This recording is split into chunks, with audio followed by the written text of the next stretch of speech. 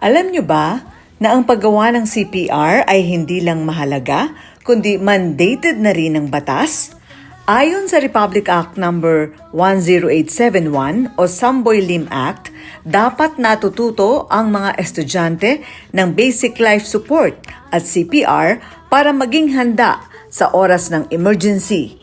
Kaya sa episode na ito ng Ay Dapat, ipapakita ko sa inyo ang step-by-step kung paano magsagawa ng CPR para mailigtas ang isang buhay.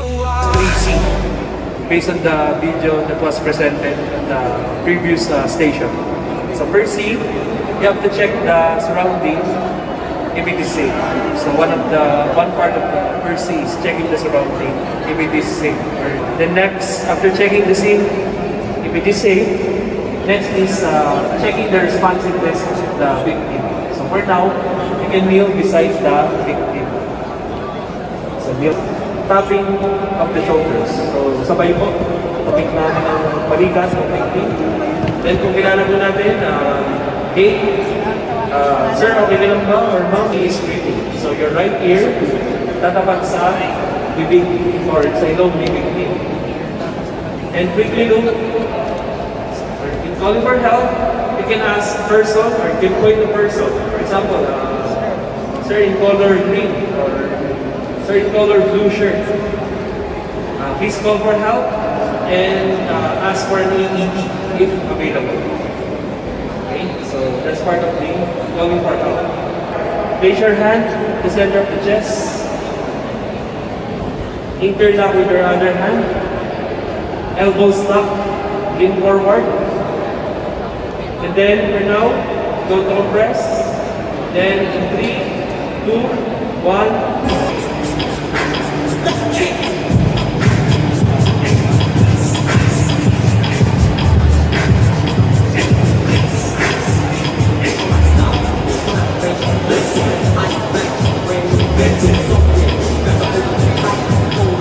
Push hard, please.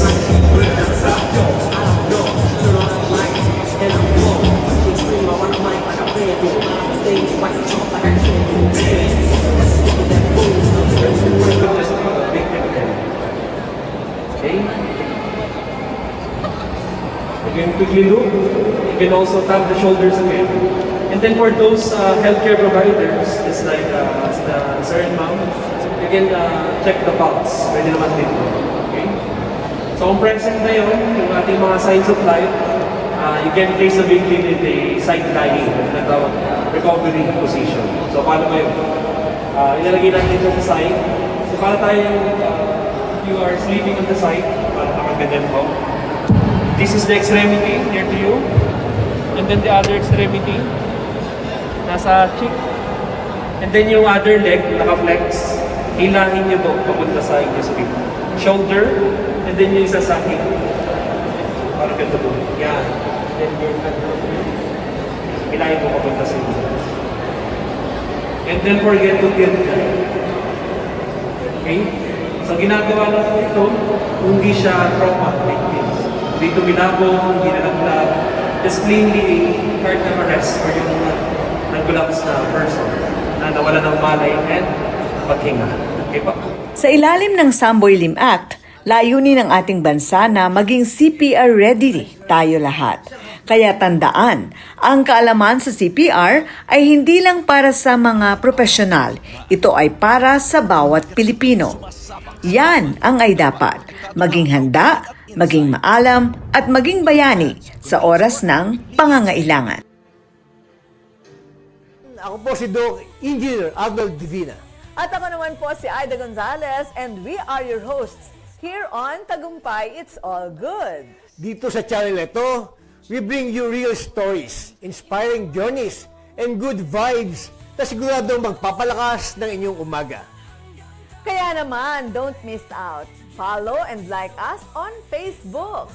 And don't forget to subscribe to our YouTube channel. Just search Tagumpay It's All Good. At syempre, share nyo na rin sa inyong pamilya, barkada at kapitbahay.